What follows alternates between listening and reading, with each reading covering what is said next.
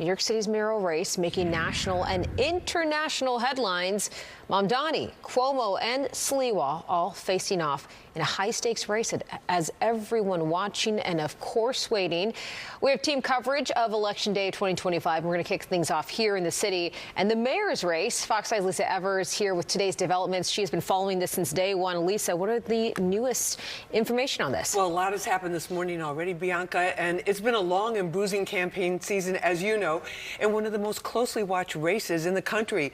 This morning, the three main candidates hoping to become the next mayor have cast their ballots, and now they're casting their fate to the voters to decide who will lead the city for the next 4 years. The Democratic candidate Zohran Mamdani cast his ballot this morning with his wife by his side at his local polling place near their Astoria apartment. He's been a front-runner in virtually every poll throughout the campaign, riding a wave of support, especially from younger voters. Outside his polling place, he told supporters their message has been consistent since day one. A campaign that looks to transform the most expensive city in the United States of America into one that's affordable for each and every person that calls it home. And I'm so thankful to the more than 100,000 volunteers who have brought us to this point. Now, former Governor Andrew Cuomo, voting as an independent, cast his ballot at a high school on East 56th Street near his Manhattan apartment. Yesterday, he got a surprise endorsement from President Trump, who said, quote, "Whether you personally like Andrew Cuomo or not, you really have no choice," end quote. The president does not support me. The president opposes Zohran Mamdani. The president believes Zohran Mamdani is a communist. He believes he's an existential threat. I believe he's a socialist and an existential threat. Republican candidate Curtis Sliwa accompanied his wife Nancy to a polling place near their Upper West Side apartment. He resisted outside pressure to quit the race and pave an open path for Andrew Cuomo. He commented on the president's support for Cuomo. I respect the president. I see what he's done, but I don't really think it's going to make much of a difference at the polling location. The work had to be done months ago. You had to have your get out the vote effort. And one big question looming large over this election is who will benefit from the unprecedented turnout for early voting. Nearly 750,000 voters had already cast their ballots before the polls even opened this morning. We're, of course, following this very closely, and we'll bring you any developments as soon as they become available. Bianca? All right. Certainly appreciate the big voter turnout this time around. Yes, yes. All right, Lisa, thanks so much. To this now, New Jersey voters are choosing their next governor today, and the race between Democrat Mikey Sherrill and Republican Jack Ciattarelli appears to be neck and neck. Fox 5's Antoine Lewis outside of a polling place in Englewood with more on all of this. Antoine. Bianca, good afternoon. And depending upon which poll you're looking at, it's either she's ahead of Ciattarelli or basically it's a dead heat. But let's show you some video from this morning of Democratic candidate Mikey Sherrill casting her vote today. Now, she is right now serving her 4th term in Congress, and the Democratic nominee has built her campaign on affordability, freezing utility rates, as well as pushing back against Trump administration policies. She was in good spirits this morning when she was voting. Take a listen. This race has been about affordability, and that's because I speak to thousands and thousands of New Jerseyans sometimes a day. And the thing on their minds is cost, both utility costs, housing costs, healthcare costs, and then how they keep getting worse under this administration with the tariffs, with the One Big Beautiful Bill, with the recent attacks on the Gateway Tunnel. Now, Republican candidate Jack Ciattarelli cast his ballot in Bridgewater during early voting on Friday. He's vowed to bring down taxes, end cashless bail, and also tackle affordability. Now, he's been endorsed by the president, and on Fox and Friends this morning said that he believes he has a fair chance at winning. It is not a blue state. It is a purple state. And the people that will really dictate the outcome of the election are not just Republicans and moderate Democrats that are voting for me, the 2.5 million unaffiliated independent voters that lean right and, like everyone else, are angry about the way things are. They're going to be voting for us. Should Ciattarelli prevail, Bianca, this would be on his 3rd effort to be the governor of the Garden State. If Mikey Sherrill is elected, she'd be only the 2nd female governor in New Jersey history. This is the latest from Englewood. Back inside to you. All right, Antoine, thanks so much for staying on top of that. Meanwhile, voters in Virginia head to the polls today to vote for the Commonwealth's next governor. Republican Lieutenant Governor Winsome Earl Sears is facing Democratic nominee and former Congresswoman Abigail Spanberger, who is leading in the polls. Spanberger helped her party win a House majority during Trump's first presidency.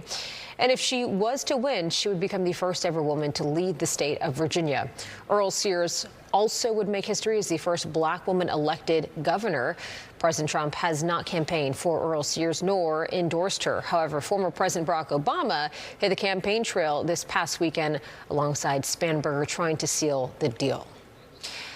And the national battle to control the U.S. House shifts to California today. Voters there are heading to the polls to vote on a Democratic proposal that could erase as many as 5 Republican districts. That proposal will shut down President Trump's moves to safeguard his party's lock in Washington, but the outcome will reverberate into next year's midterm elections. Democrats need to gain just 3 seats in the 2026 elections to take control of the House. All right, still ahead, former Vice President Dick Cheney has died. Next at noon, we're going to dive into the political legacy of one of the most powerful and controversial VPs of all time. And later, superstar Shaggy is working to bring badly needed aid to the island where he was born. What he's doing to help Jamaica recover from the devastation of Hurricane Melissa. Plus, Audrey's here with our forecast. Audrey. Good afternoon, Bianca. Good afternoon, everyone. We have plenty of sunshine on this Tuesday. Temperatures are responding nicely. We're already at 56 in Central Park, 57 at LaGuardia, and 60 now down towards Atlantic City. We're in store for a nice day, but a windy one. I'll have the details coming up.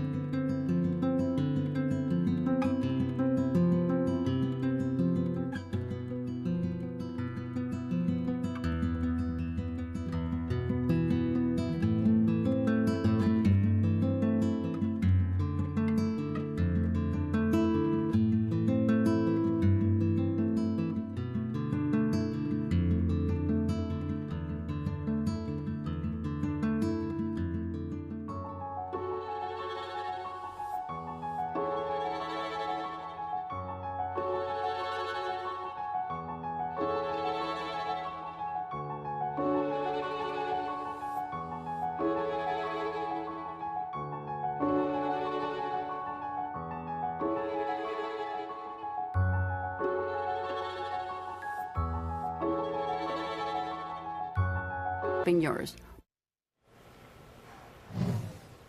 Former Vice President Dick Cheney has died. He served as vice president under George W. Bush from 2001 to 2009, a tenure that was both consequential and controversial. Richard Giacobas is live in the newsroom with more on Cheney's life and his legacy. Bianca, Dick Cheney was considered one of the most powerful and at times controversial vice presidents in our country's history. He was dubbed the architect of the war on terror. Cheney served as the 46th vice president under President George W. Bush for 8 years, at a time when America was under attack. And it was 9/11 and the actions Cheney took after that day that would ultimately define his vice presidency and his legacy. The staunch conservative died overnight after a battle with pneumonia along with cardio and vascular disease, according to his family. Serving under 4 different presidents in different roles, Cheney was enjoying a career in the corporate world when George W. Bush tapped him to be his vice president.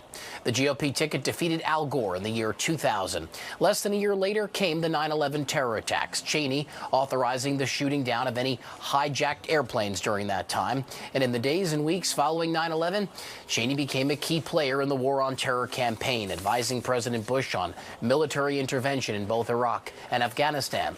And then in 2004, Cheney broke with the Republican establishment, endorsing the legalization of same-sex marriage, and again most recently by criticizing President Donald Trump by endorsing Democratic nominee Kamala Harris. In a statement, former President Bush called his vice president a decent, honorable man, saying, quote, "History will remember him as among the finest public servants of his generation, a patriot who brought integrity, high intelligence, and seriousness of purpose to every position." By the year 2010, Dick Cheney had suffered 5 heart attacks before receiving a heart transplant 2 years later, giving him another 13 years of life. Cheney's family today calling him a noble giant of a man who taught his children and grandchildren to love our country and to live lives of courage, honor, love, kindness, and fly fishing. Dick Cheney was 84. Bianca. All right, Richard, thanks so much. Well, coming up, the effects of the government shutdown are hitting air travel especially hard. Travelers are dealing with delays, cancellations, as unpaid air traffic controllers call out of work. And Trump administration officials are suggesting drastic action could be necessary. Plus, Shaggy's using his star power to help Jamaica recover from Hurricane Melissa. How the singer is bringing badly needed aid to the country where he was born.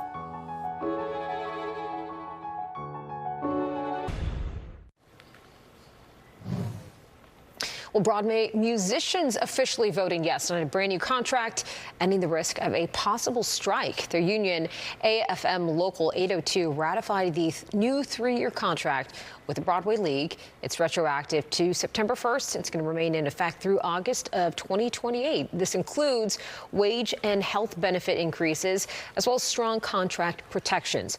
Now, Broadway musicians had been working without a contract since August 31st. And it is day 35 of the government shutdown, and the situation getting much worse at American airports. Problems are piling up as air traffic controllers and TSA workers continue working without pay.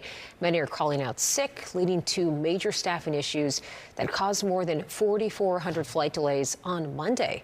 Texas is actually one of the hardest hit states, with major delays at Dallas, Fort Worth, and Houston airports. Transportation Secretary Sean Duffy says right now there are enough controllers to handle the load, but if things get worse, he's going to consider shutting down air travel. And the people of Jamaica are facing a long road to recovery after the devastation of Hurricane Melissa. Global superstar Shaggy, known for hits like Bombastic and It Wasn't Me, is now on the ground mobilizing private planes, using the capital Kingston as a hub to distribute vital aid to the hardest hit areas. Fox 6's Tashani Whitlow had the chance to speak with the Jamaican-born singer about his efforts and what he witnessed on the ground. When I heard it was a Category 5, and I'm seeing, oh yeah, no one has ever seen a 5. In my mind, I knew this was going to be catastrophic. Melissa hit Jamaica on Tuesday. By Thursday, the day the airports reopened, Grammy Award-winning artist Shaggy, whose roots and love for the island run deep, was mobilizing private planes from Florida, delivering critical aid to the island's hardest hit regions. This is footage he captured in St. Elizabeth Parish, where Melissa hit the hardest, causing massive devastation and deaths. When I'm on the ground and seeing what I see, I can't unsee it. These are my people that are, homeless. They're without food, they're without shelter, they're without running water, they're without electricity. The government has already started recovery efforts, but with miles and miles of devastation, accessing those in need is going to take time. What we were fortunate to do is to hit it right away. And it took us 6 hours to get there. We had to chop our way through some of the roads. We walked through puddles. We drove through puddles that was this high. And we got in there. Just landed in Jamaica. Unsure what to bring, the superstar tells Fox 5 he and his friend from Florida, attorney Dan Newland, who provided the planes, taking things into his own hands, using ChatGPT to identify essential supplies and purchase them. So we was doing it guerrilla style, you know what I mean? And, we got, and a lot of the items were a hit, the tarps that we got, that was a major thing that they wanted, diapers for the kids. Shaggy was able to secure several Starlink devices, which delivers fast satellite internet to remote areas so people could contact loved ones to let them know they were alive. The humanitarian, who has sold over 20 million records, has devoted half his career to charitable projects, is concerned about the psychological toll Hurricane Melissa is going to have on Jamaicans. Just for the people themselves is the psychology, the psychological effect that it's going to have on them, and the emotional effect, and that mental. That's what I'm worried about, and I hope that is minimal. Tashani Whitlow, Fox 5 News. Meanwhile, for ensuring your donation reaches those in need, you can donate to Global Empowerment Mission, GEM, foodforthepoor.org, Support Jamaica, and the Shaggy Make a Difference Foundation. We're going to have links to those organizations on our website. Shaggy, who has home in Jamaica, will be traveling back and forth, helping those on the ground and in our area, performing at the Macy's Thanksgiving Day Parade. Let's turn now to weather to see what's in store for us this afternoon on Election Day here. Meteorologist Audrey Puente is at the Weather Center with more on this. Look at just some wind, but no rain, so no excuse to not get out there and vote. Definitely not weather-wise for sure, Bianca. That will not be a problem today as folks do head out to the polls. It was a little chilly this morning. Temperatures were in the 40s in the city, a little colder in some of the suburbs, but now the sun is helping to warm things up, and it's feeling pretty comfortable outside as far as temperatures are concerned, but it is a blustery day. We could have wind gusts up to 35 miles per hour. hour as we move along through our Tuesday here. We'll have seasonable temperatures for the foreseeable future here, and there will be a couple of chances of rainfall. The good news is that most of them will happen during the evening, and they will be relatively light. We do anticipate more shower activity over the weekend, but it won't be a complete washout, which we'll talk more about coming up. Right now, we're at 56 in Central Park, already up to 61 in Newark. Feels good there. It's 58 in Belmar, and we're in the 50s out across Long Island. Up to the north, not too bad in Poughkeepsie, where it's 56, and we now just hit 50 degrees up towards Monticello. Now, our winds are definitely getting our attention today. It's pretty blustery outside. Right now, the sustained winds are between, let's say, 10 to 20 miles per hour on average. However, we're seeing gusts even higher than that. We have wind gusts up to 23 miles per hour in Central Park, 28 in Islip. Actually, these are actual wind speeds. The gusts are even higher. We're gusting to 40 in Central Park, gusting to 37 in Islip, almost 40 in White Plains, and even up into the Hudson Valley. We have wind gusts up to 32 miles per hour in Poughkeepsie and 28 over in Monticello. So not much is happening on the radar. A couple of clouds are decorating the sky well off to the north around Ulster and Dutchess counties, and even further north around the Capital District near Albany. We're basking in sunshine across the region, and it sure feels good when you're walking on the sunny side of the street. It looks like it'll be quiet across much of the northeast. There's an exiting area of low pressure. That's the one that kind of helps squeeze out a couple of showers and a lot of clouds across the region yesterday. Now it's kind of developing off into Canada, the maritime area, and that's going to produce some very strong wind gusts all across the northeast, and that's why we're seeing the windy conditions across the area. The good news is we're not expecting any rainfall, just plenty of sunshine. Temperatures will be dropping through the 50s as you head out to the polls. It shouldn't be a problem. It'll be nice and comfortable, and I'll let you know how long this trend will last coming up. Bianca? All right, Audrey, thanks so much. Well, next at noon, if you're regularly using melatonin to get sleep at night, you might want to rethink that plan. Coming up with some new research is saying about the link between melatonin and heart health.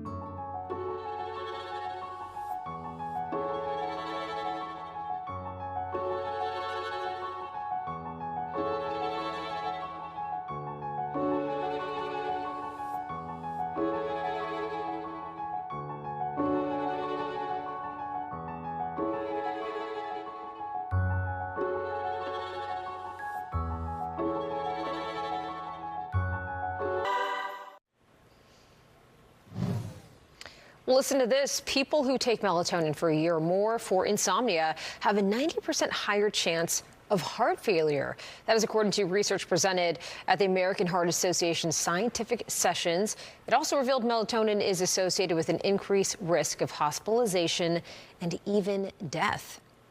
Important also to note that this is a cross-sectional study, so it doesn't really provide information on the causality of the effect of melatonin on heart failure, but it still raises questions. Well, melatonin is a hormone our bodies make to naturally help control sleep and wake-up cycles. But doctors say synthetic versions like pills or gummies, they can help with occasional sleepless or jet lag, but it shouldn't be a nightly habit. Meanwhile, OpenAI says ChatGPT will still offer health and legal advice, despite some claims that its new policy update would take those abilities away. A spokesperson for the company says that ChatGPT will still be a resource for people who are trying to understand information in both categories. This comes after its new policy stated that users cannot use ChatGPT for advice that would require a license. A spokesperson for the company says the chatbot has, quote, never been a substitute for medical and legal advice. And Google is saying no to Disney's request to restore ABC on YouTube TV for Election Day. Disney's networks, which include ABC and ESPN, went dark on YouTube TV just before the company's agreement expired on October 30th. YouTube executives say returning ABC for one day would cause customers to be confused, adding there are other options for viewers. Google, which owns YouTube, claims Disney asked for an unprecedented fee increase for its networks, while Disney says the tech giant has been refusing to pay fair rates for its channels. All right, next at noon, our Election Day team coverage continues. We are checking back in on our top stories and some of the most closely watched races in the country. The race for New York City mayor and the close contest to choose the next governor of New Jersey. We're on top of it all. Stay with us. Without the work of New York City's agencies, your city would look like this. But because your agencies deliver for you, a record number of new homes have been created. Streets are safer with crime down citywide. And there's a brand new universal after-school program for our kids. That's how city agencies are delivering for families, making this the very best place for yours. New York City, delivering for you, every day, everywhere.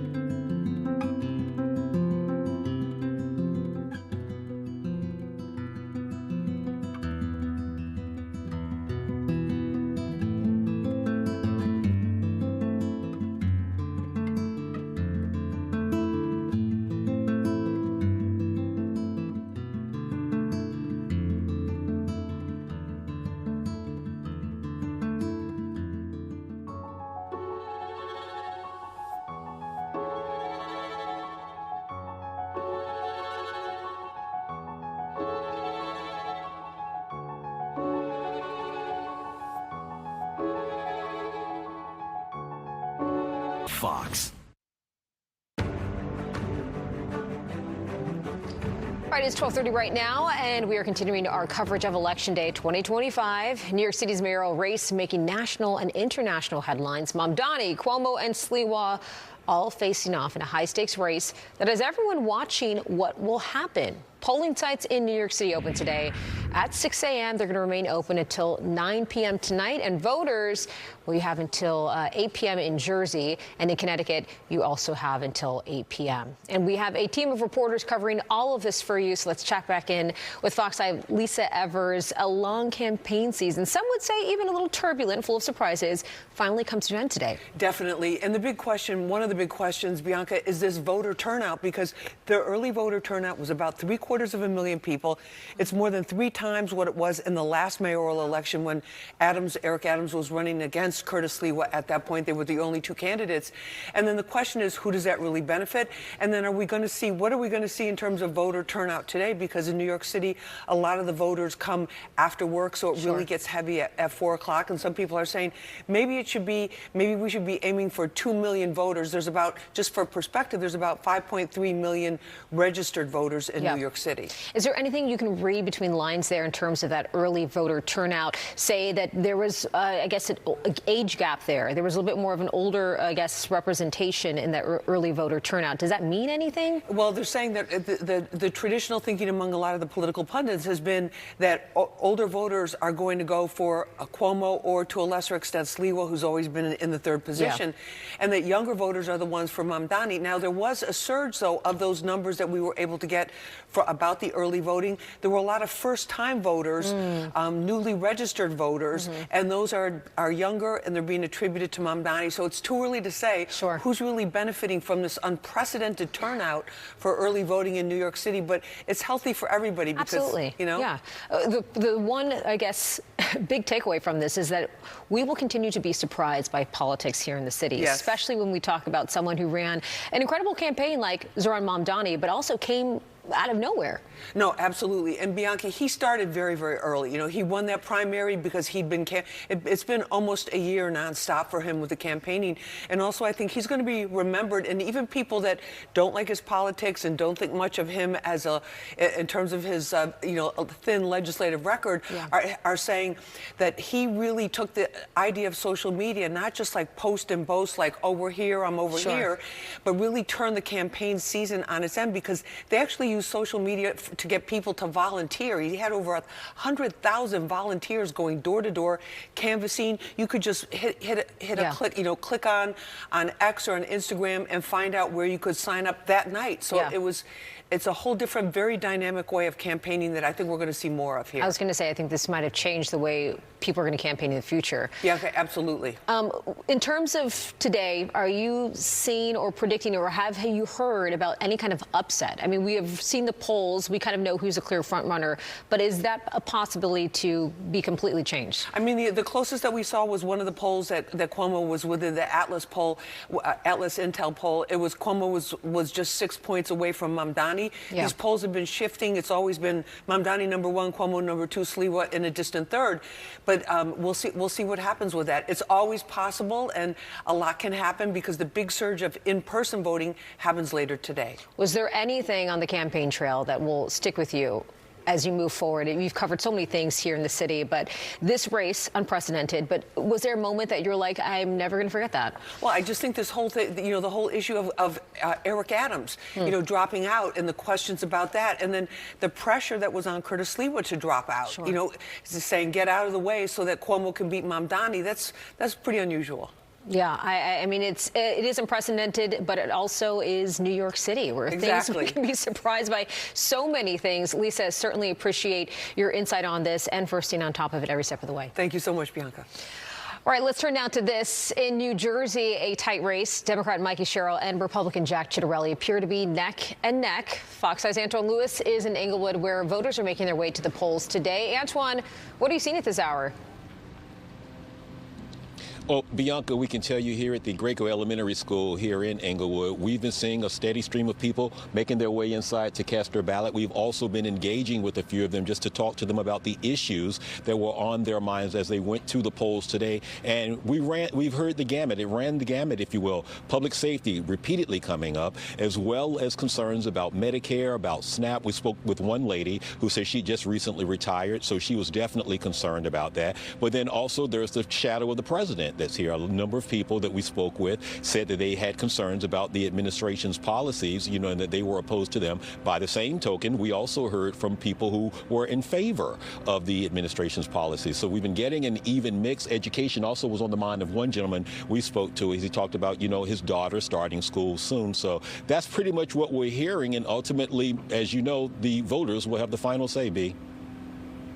There, Antoine, you're saying you're getting an even mix of responses there, but have there been any of the responses that really stood out to you, saying that people really feel strongly about this? I know you mentioned education, but there has to be a couple other things on the table that are really getting people fired up. Well, we spoke with one lady, the first lady we spoke to, Christian and I, our colleague out here, and she talked about public safety, and she went on for a number of minutes just saying that, you know, that was what was important to her in regards to why she came to the polls. And again, the lady was also passionate, that we mentioned just now, about having retired and worrying about Medicare and Medicaid and just what was happening that she saw in the nation's capital. She mentioned the shutdown. So clearly that is also weighing on the minds of people here in the Garden State, as well as other districts across the country that are voting today, on their minds as well. So those were a couple of the things that we heard. And then clearly everyone knows that, you know, at 8 o'clock tonight, we'll be watching to see how things turn out. And before we go, Antoine, just a brief update on the poll numbers and where they stand right now. It's like we've been saying leading into this. Right now, it's either, depending upon which poll service you're watching or following, it's either a dead heat or it has Cheryl actually up. Now, the most recent Quinnipiac poll actually had her up in double digits, if you will, up by 12 points. However, other polls have her only up by 2. The latest poll from Emerson actually had Republican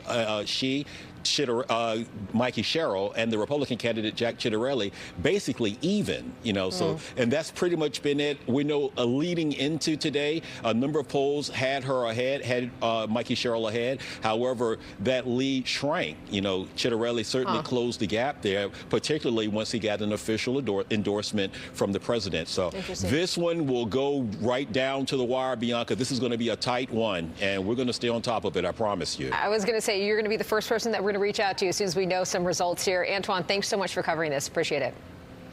Okay. Meanwhile, on Long Island, voters are choosing the next Nassau County executive. Republican and current Nassau County executive Bruce Blakeman is hoping to win a second term. He voted at Atlantic Beach Village Hall this morning and said his leadership has kept the county safe and taxes low. Now, Blakeman is facing a challenge from Democratic legislator Seth Kozlow, who voted a short time ago in Merrick. The father and coach says Nassau has become too expensive under Blakeman's leadership. Here's what he had to say. I think people are tired of the fact that we have a leadership that doesn't plan for our future.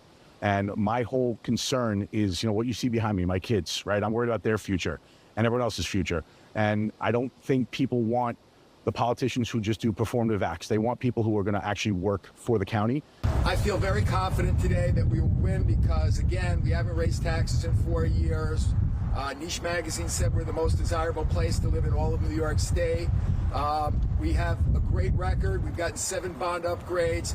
Even the Democrat state controller said that our finances were excellent. Again, polls in New York are open until 9 o'clock tonight. Well, next at noon, Audrey's here with another check of the forecasts. Plus, People crowns its sexiest man alive, and this year's pick has the internet buzzing. And how many close friends do you have? For most Americans, the number may not be as high as you think. We're breaking down the results of a new study looking into adult friendships.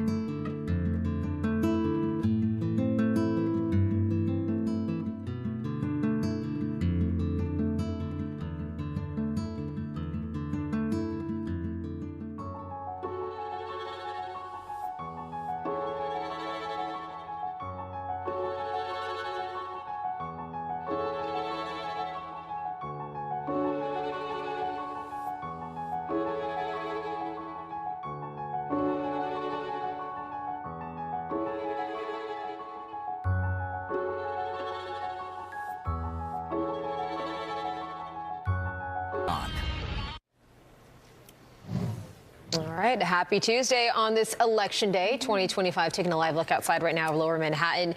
The sun is out, the skies are blue. It's just very windy.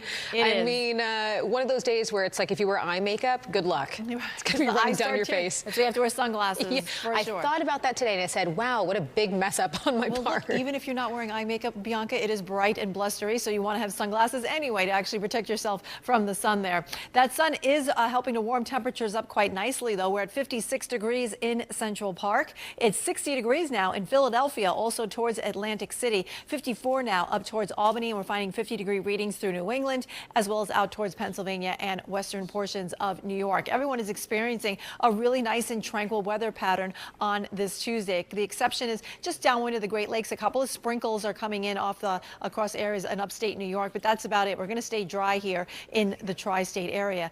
It's all courtesy of high pressure nosing its way in from the west. However, we're slowly keeping an eye actually on this area of low pressure. It passed through the area yesterday. It's now moving into the Canadian Maritimes. However, it's a very powerful system, and it is producing very windy conditions that actually extend all the way back into the northeast here. So between those winds around that area of low pressure, the flow coming in around this area of high pressure, together when they're in close proximity, we call that having a tight pressure gradient, and as a result, we have blustery winds across the tri-state area. Other than that, it's pretty quiet just to our west here. There is another area of low pressure that we're watching that is bringing wet weather across the mountain states. This will be working into our region by tomorrow night and could bring us a next chance of precipitation, mostly I think north of the city. So today, nothing but dry conditions, plenty of sunshine, a nice and windy day across the region, and tonight will go mostly clear. Tomorrow we'll have a mix of sun and clouds, and gradually the clouds will thicken up by the afternoon. They're coming in advance of the front that will bring some shower activity by dinner time up towards the Hudson Valley and then bleed southward here into the city right around 9 o'clock or so. It'll be quick passing showers that'll move through. We're not expecting a widespread rain event. And then behind it, we'll have a strong northwest wind coming in here that could actually produce a couple of lake effect showers coming downwind of the Great Lakes up to the northwest of us. But that's about it. Tonight's, or rather Wednesday night's rainfall, very minimal. You can see it's about 1/100 of an inch around the region. Tonight we're dropping down, or rather, excuse me, today we're going up to 59 degrees on this election day. Tonight we drop down to 44 degrees, and temperatures stay seasonal for the next several days. We'll get a little bit of a dip on Thursday with a high of 55, but it turns much colder by Monday with a high of 48. Bianca, over to you. Okay, goodbye to the hot weather. Yes. But it's okay. Let's say hello to someone hot, though. Have you seen who got rated the officially sexiest man alive? I did. Audrey Puente saw it. All right, I get it. What the Wicked Star is saying about the honor from People magazine. And then later, both New York baseball teams have a superstar candidate for MLB MVP this year who's in the running, and when the awards will be announced.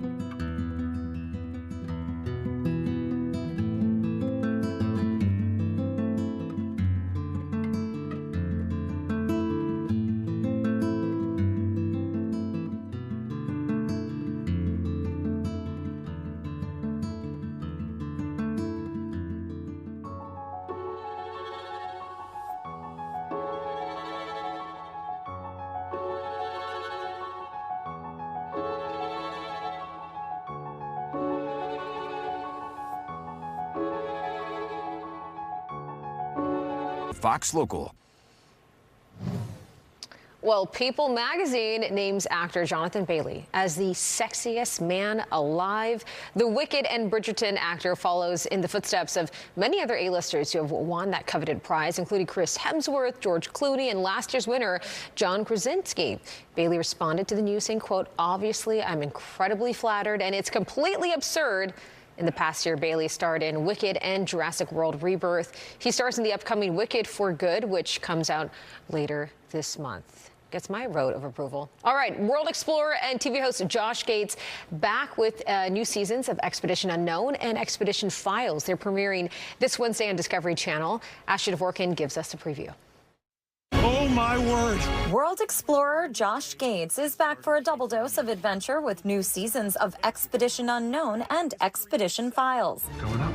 This season on Expedition Unknown, Gates heads inside Egypt's Great Pyramid, bringing viewers rare access, new discoveries, and plenty of mystery. This is our biggest season yet, maybe literally, because we're kicking things off with a 2-hour, 2-part special on the Great Pyramid of Giza. This is like the granddaddy of all mysteries. We're going to crawl through every inch of this pyramid to find out if there could be any truth to these ideas that there are hidden chambers or lost passages. Like a real Goonies moment. He takes on a real-life Goonies quest in Oregon just as the iconic film turns 40. It's a movie that is so near and dear to my heart. There is an actual Spanish galleon that wrecked off the Oregon coast that inspired the screenwriters of the Goonies. And so we are going to go to Astoria, Oregon, and the Goondocks, and we're going to go and investigate the real Goonies legend.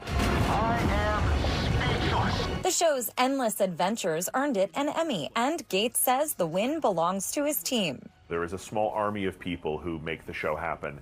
And so for all of us to take off our dusty safari clothes and throw a tux on, it was so fun to get together. And it's a testament, to the fans of the show who have come with us every week on these adventures. Expedition Files also returns, taking viewers on a time-traveling quest to uncover history's biggest mysteries. We're going to be investigating really famous stories that people know. The Salem witch trials, the quest for the Holy Grail, the explosion of the Hindenburg, stories like that. And maybe stories that people don't know much about. It's insane! A night of exploration and intrigue begins Wednesday. In Hollywood, Ashley Dvorkin, Fox News. Well, we have more noon straight ahead. Stay with us.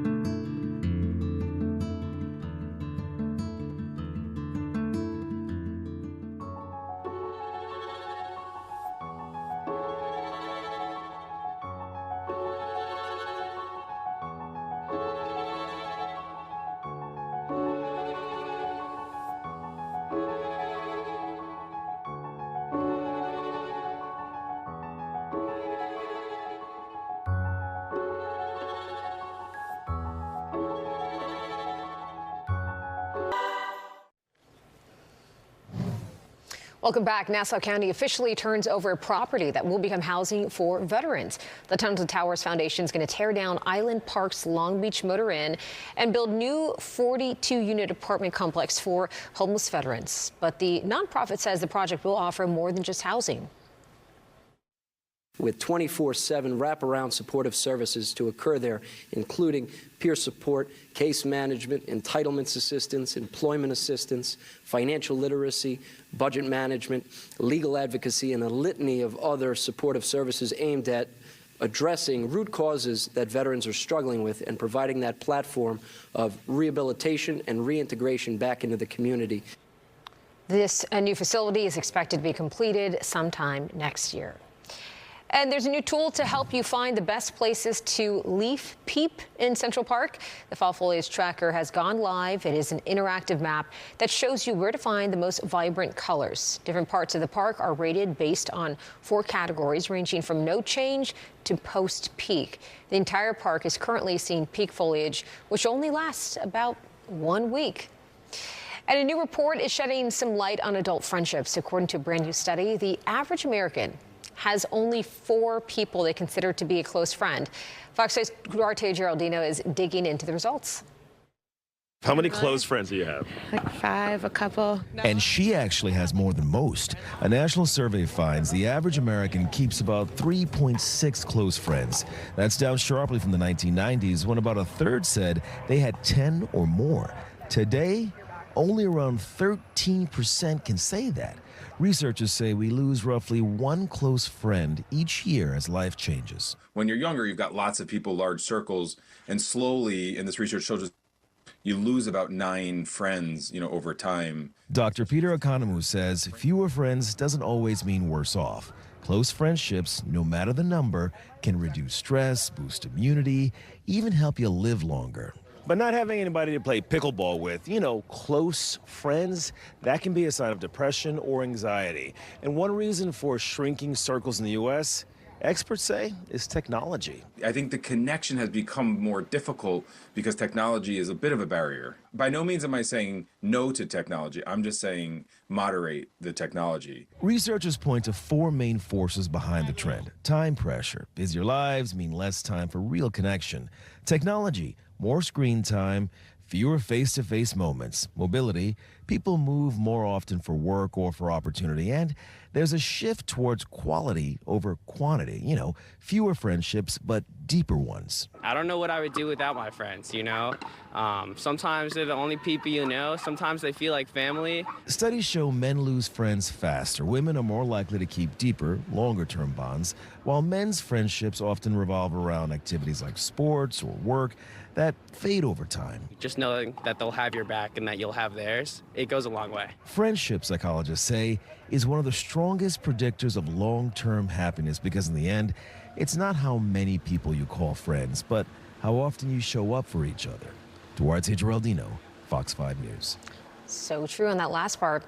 All right, coming up, could the road to MLB MVP award run through New York? Next at noon, the Mets and the Yankees sluggers, each in the running for one of baseball's biggest awards.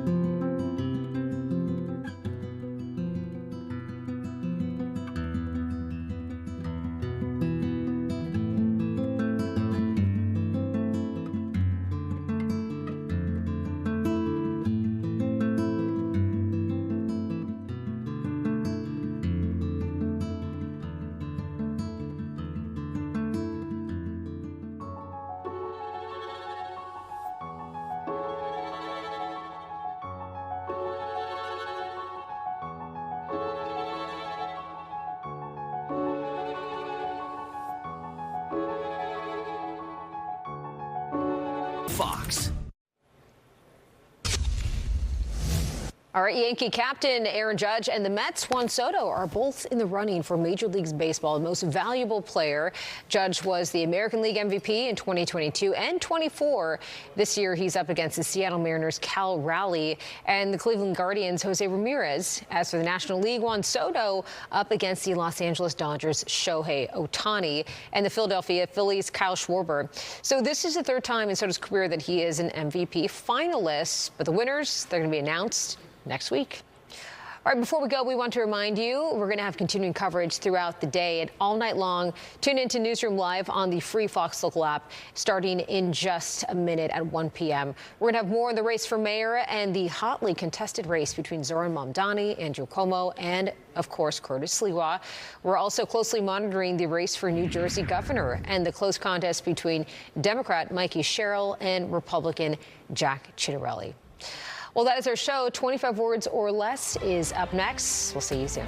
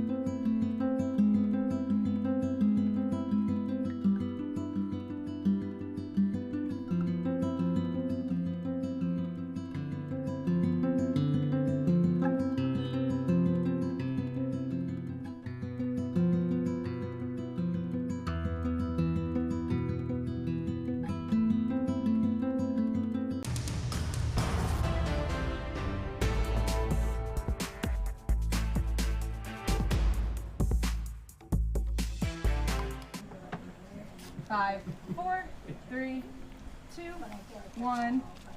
Hey everybody, welcome to Newsroom Live. I'm your host for this edition. I'm Lisa Evers, a reporter and anchor here at Fox 5 News.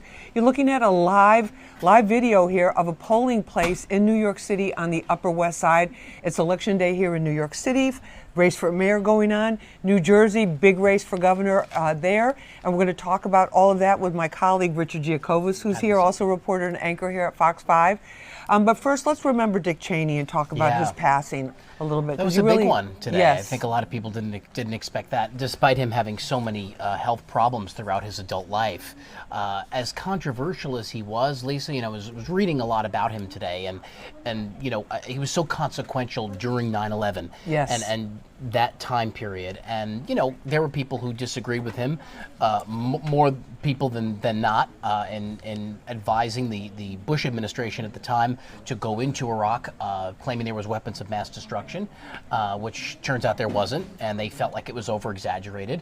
But I think for what he said, and I want you to bring up that quote because I think it plays into this well, is he always said that whatever decisions he made was in the best interest of the American people. So he was a patriot. patriot. He was a man who served during multiple administrations in different, and he went into the private sector and was tapped by Bush to be his vice president, turning out for 8 years.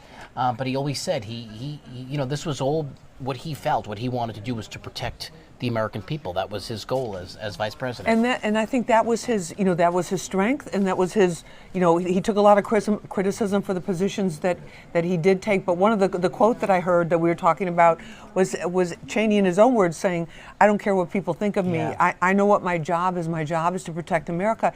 And Richard, we should really just pause for a moment and think about that, because the actions that he took after 9/11, they really helped safeguard the United States up until this particular point. Right. And I think also too, to remind people, it's like before 9/11, before September 11th, 2001, you could just show up at an airport. My thing was always, I'll be there for a final boarding call, so I don't have to wait around in the lounge. Not anymore. You weren't checked. You just get, you check a bag, but it wasn't inspected. All of your ID, there weren't all these requirements about special IDs. Same thing with even the buildings in Manhattan. You didn't have to sign in to go into a building or all of these types of things. It was a different world after that. He was instrumental in that. Tremendously. And then also too, in terms of providing basic support, like the screening machines at the airports, also the things for the, for the Army, for the military. We did a lot of stories about that.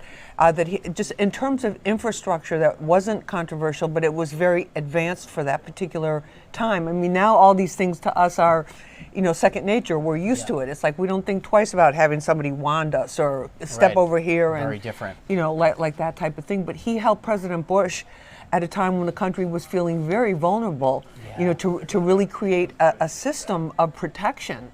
And I think that's one of his, that I don't think people talk about that enough, despite, he gets focused on the Iraq War, which of course a lot of the military experts say, was a mistake, but hindsight, everything is 100% clear. At that particular point, I think there was, a lot of Americans were afraid. They were very nervous about this. What's happening? How could this happen to us?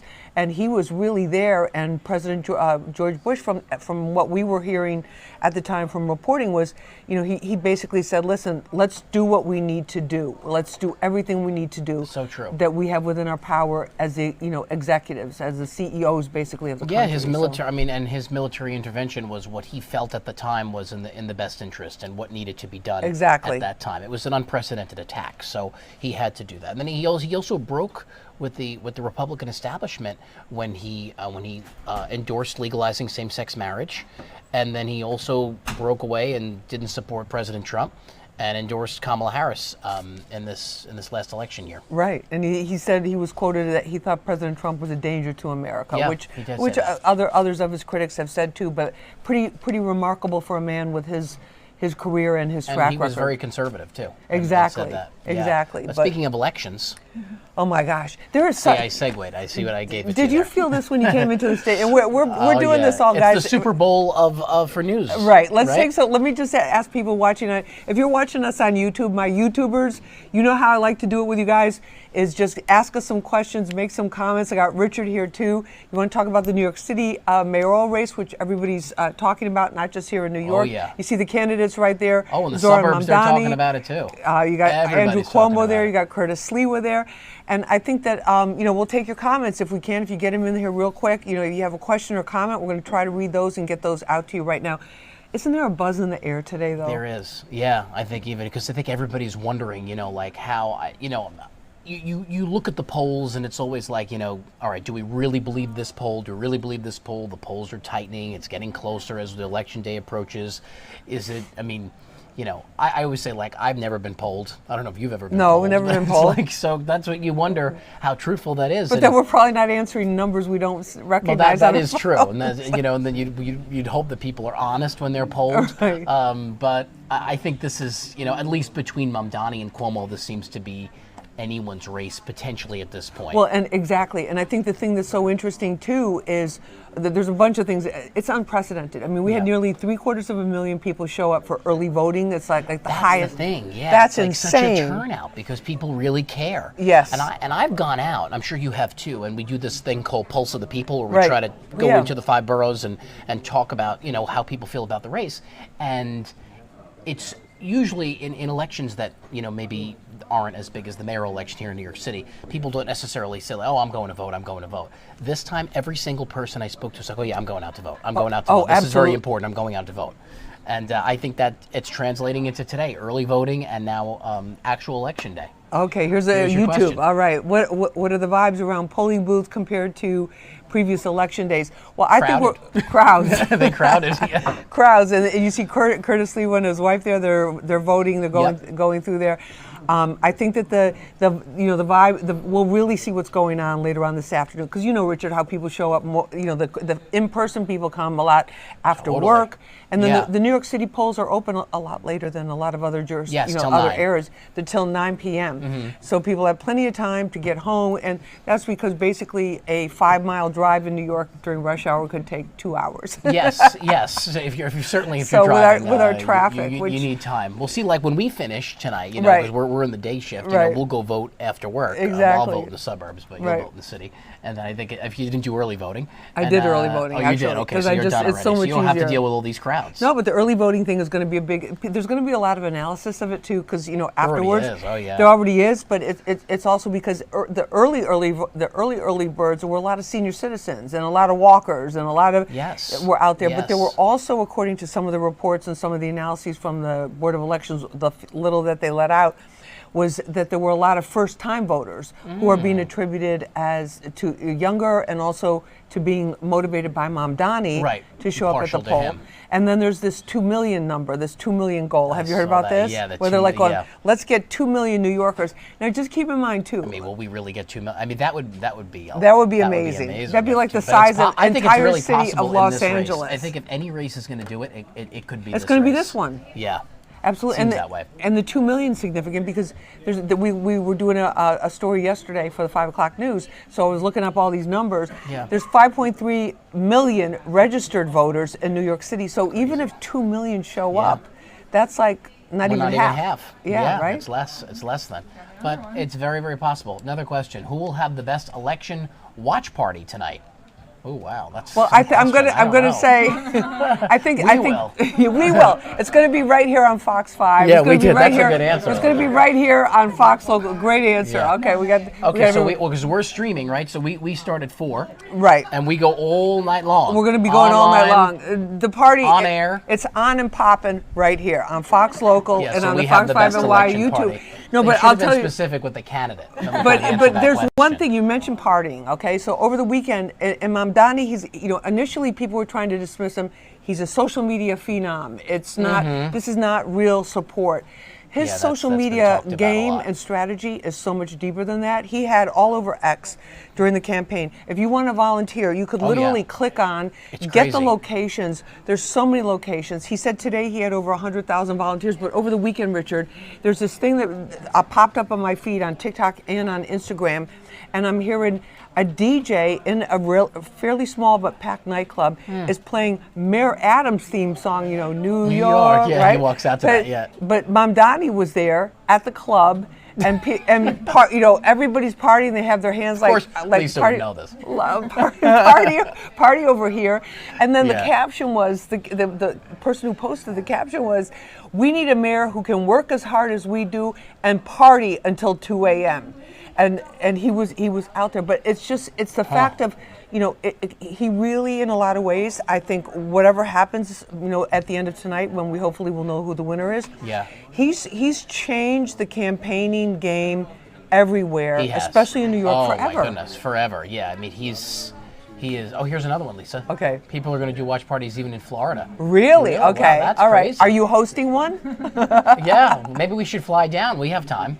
We'll get there, right? We can get there in time for the polls closing here in New York. We're not going to be able to move from the building. Wasn't I reading that Mamdani did not vote for himself? Was I correct? I don't know about that. He did. He voted for himself. Okay. Of course he voted. I think he definitely had to vote for himself. No, I thought there was something that I saw. But his supporters are motivated, and it's and then you have this crazy thing that happened yesterday with President Trump, saying you may not like Andrew. Yeah. There it is. He endorsed him. Technically, he kind of endorsed him. And I don't know if Cuomo really wanted that endorsement, if he felt like that was going to hurt him a little bit here in New York, or not.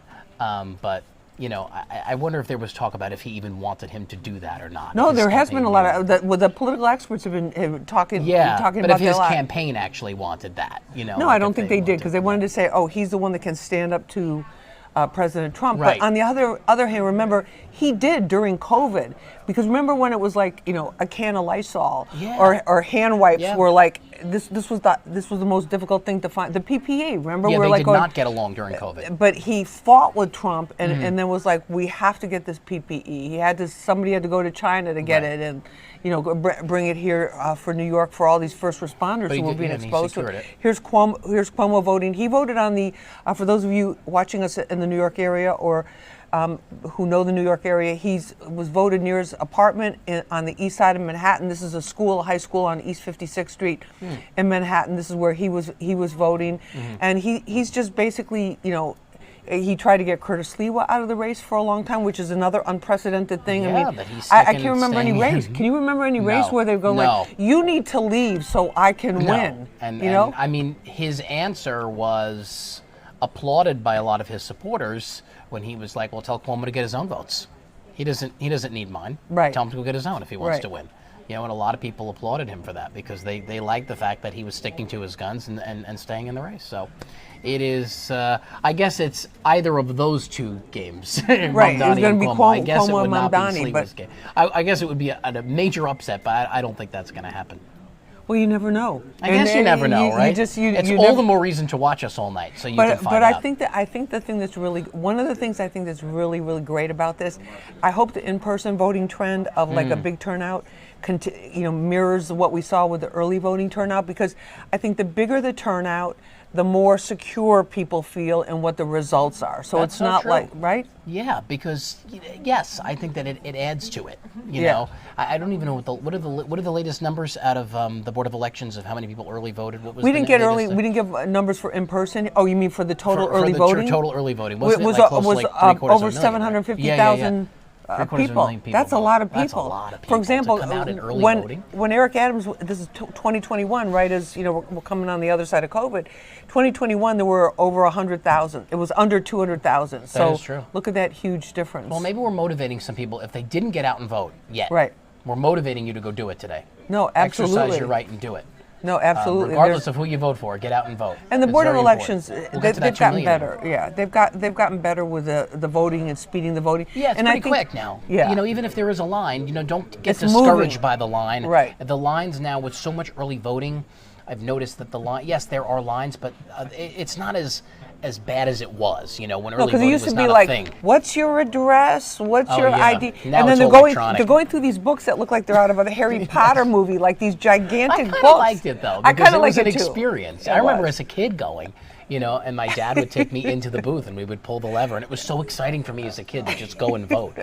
So now I want to do that with mine because it's No, fun. It's like an 100%. experience, and you're teaching them something good that we in our country have the right to do. Which You is take so them great. to a ball game, take them Yes, to Rye or that. Playland, you'll take them Or to that, wherever, Playland, yeah, and voting. wherever. And voting. I mean, these are Voting's all. an experience. It's an experience. It's an event. No, absolutely. Well, Richard, I know you have other stories you got to get to. I do. Well, I'm going to work more on the Vice President, Dick Okay. Cheney, and we'll have more on him later amidst all the election coverage. At so 5 we're o'clock. going to do Okay, a full tribute on him. All right, fantastic. Well, All right, thank you Lisa so much. Evers. Appreciate it. Go vote, everybody. All right.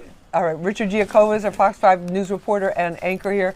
Great to have you with us. This is Newsroom Live. I'm Lisa Evers. And remember, we're broadcasting live stream on YouTube, too, taking your comments. So, you know, hit us up with a few comments. We'll be back right after this.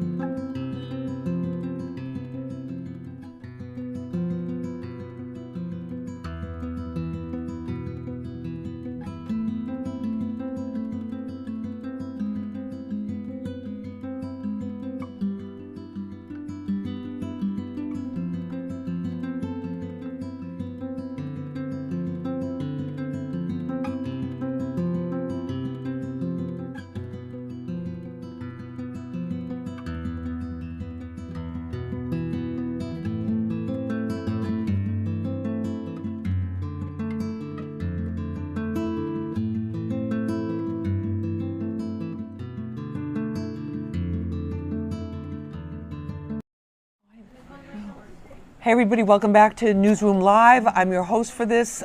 My name is Lisa Evers. I'm an anchor and reporter here on Fox 5. I'm joined right now by my colleague Audrey Puente. Hi. And in a couple of minutes we're going to go out to New Jersey. There's a big race going on there for governor. My colleague Antoine Lewis is there. We're going to get to him in just a moment. But real quick, Audrey, you couldn't have a better day to go out and vote. Right. Well, actually, we did have a better one last year. It was 73 degrees. Okay.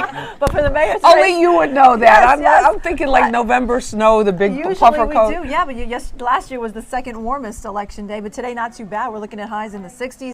It's a little windy out, but no weather worries today. It's going to be beautiful across the region. Beautiful. So, yeah, no frizz alert, nothing. We're good. No, and I was out there early today, and I thought, oh, this isn't that bad. This isn't that bad. No, it isn't that bad. No. We have beautiful sunny skies, just windy. It's really windy.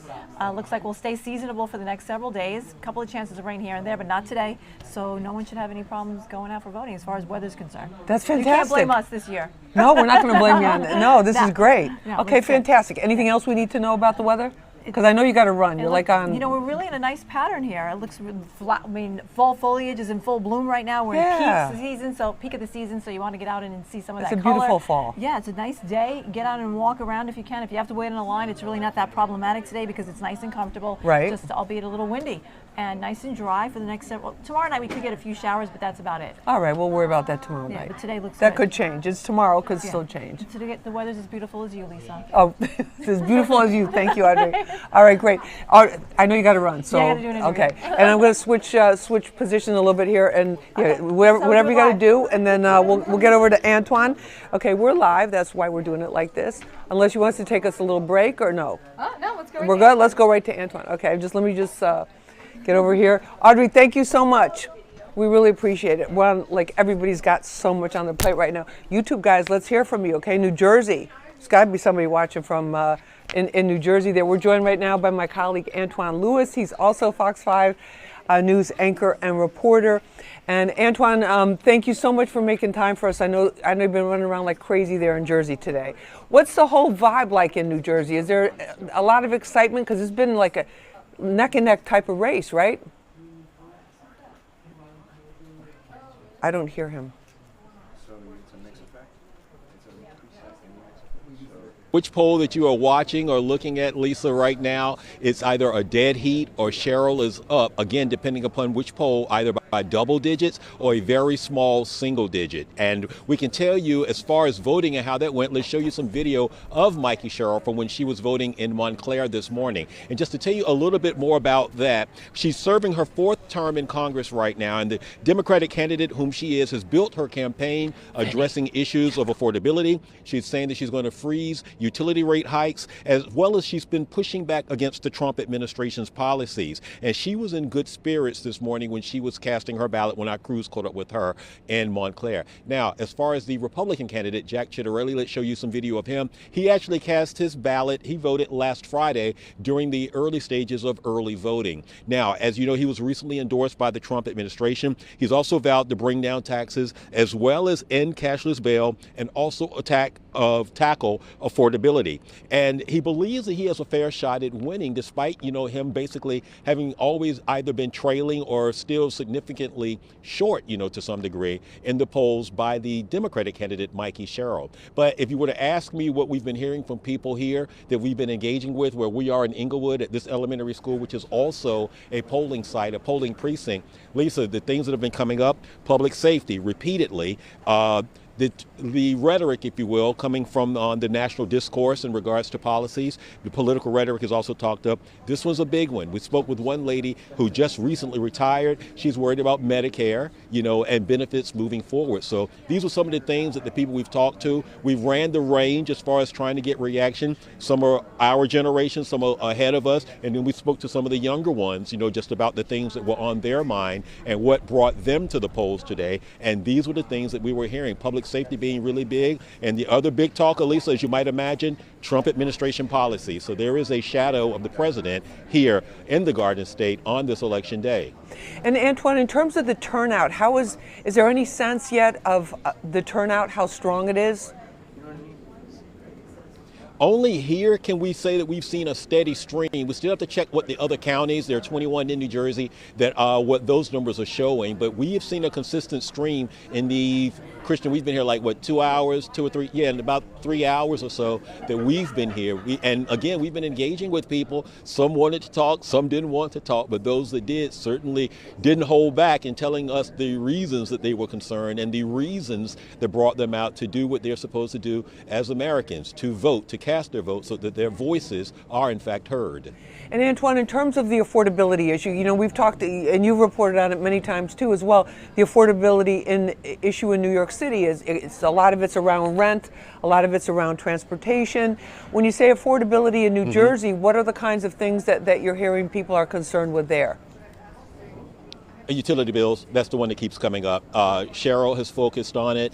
You know, that's one of the top ones. Chitterelli has talked about affordability. He said that he's been hearing from Garden State residents who's saying that it's just really expensive to live in the state right now. Similar concerns coming across the Hudson, which you well know as well. So those were the two, particularly today, that came up. And again, like the other thing we were hearing about federal policies in regards to what's going to happen with Medicare and the stalemate that's going on in regards to the shutdown between the two parties. So those were the ones, but in regards specifically to affordability, yeah, the cost of living and utilities, you know, just the cost to supply your house with power, with heat, and all of the things that make it a home, if you can afford to live in it, as one person put it to us. What about, have you seen any signs of the people you talked to coming out of the polls of election fatigue? Because this is, you know, I looked it up yesterday because I was just curious, because there have been so many TV ads, you know, from both candidates, and that this is the most expensive gubernatorial race in New Jersey history, like with the TV ads. But it's like, and both candidates very, very strong, very well done ads. It's not like one is way ahead of the other in that, and I guess it's kind of reflected in the polls. But what about that, like in terms of just the omnipresence of the whole campaign thing? Are people reacting to that at all? I learned the reaction, to answer your question, when I was covering both of the candidates a couple of weeks ago, just talking to people. We went to two different events that they had. Mikey Sherrill was in Newark, and then the next day I went to Garfield, New Jersey, to cover Chitterelli, one of his events. And only in the engagement there, and again, this was like 2 to 3 weeks ago, that we hear, like, you know, the ads, you know, just every time I turn the TV on, you know. So just to that type of fatigue, absolutely, we did run into that. Have not encountered that today, but that is absolutely a concern. And just another point of history, if you will, in regards to this. If Chitterelli wins tonight, this would be his third attempt to become the governor of New Jersey, his third try. If Mikey Sherrill wins tonight, she would only be the second female governor in the history of New Jersey. So there's a lot of history going on. A lot of eyes are watching this race, and as well as, you know, the Virginia race, my home state, you know, a lot of eyes, a lot of attention on these particular races for the governorship. And that's what's a lot of people, what's on the minds of a lot of people as far as what they're talking about. And I think too, Antoine, just, you know, just observing it, and also what the vibe is here in New York City too. It's like a lot of people feel like this is a critical time, you know, in our country, in our states, in our daily lives, and just the safeguards and the safety nets that have been there in the past are not there in a lot of ways for a lot of people. Like we saw with the SNAP benefits, with the concerns about the seniors, about Medicare, yes, about health care, those types of things. So I think that's added like an intensity to these elections that we haven't really seen for a while. You're absolutely right, Lisa, and we can also let you know here in the engagement that we've been talking about, just in talking to some of the people, getting them to express their concerns with what brought them out to the polls. There was some anxiety from a couple of people. Christian and I interviewed one lady who just talked about she was nervous. You know, she just doesn't like the atmosphere of the country that she loves right now. And so that's anxiety. That speaks to what you're just saying. So there is that. And we know it's not just here. It's not just in the tri-state. We know that there are other constituents, other Americans also experiencing that. And that's certainly what's pushing people to the polls, whether it was when you and Richard were talking about, you know, the number of early voters and whether those numbers were out. But we know that prediction and what the turnout numbers were already showing, not just here, but just across the country. So I imagine a lot of people are experiencing that and are just trying to make sure that it's being addressed by them casting their ballot today. Yeah, absolutely. And probably one of the reasons for the huge turnout, which I'm sure is going to be very, very big there, and it's already looking pretty big here in New York City if the early voting numbers are any indication. But Antoine, I know you got to get back to reporting, and we're just about out of time here, but I want to thank you very, very much for that excellent report and giving us the insight into New Jersey. Really appreciate it. Have a great day. You're kind, Lisa. Have a great, safe day and a good party, you and Richard and everybody back there. All right. All right, take care. Thank you so much. So that just about does it for us. If you're watching this in New York City, you haven't voted yet, you've got until 9 p.m. today. We heard from Audrey Puente. Big shout out to her. Thanks to her for giving us the weather green, the green light. It's going to be a beautiful day. It's going to be a beautiful fall evening. So if you haven't voted, get out and vote. Polls open till 9. If you need to know where you vote, go to vote.nyc. And thank you for joining me. I'm Lisa. Thanks for watching Fox 5's Newsroom Live. We're now joining Live Now's non-stop stream of live and breaking news. Allow any foreign military intervention to take on the cartels on Mexican soil, and that Mexico is not going to pursue a drug war similar to what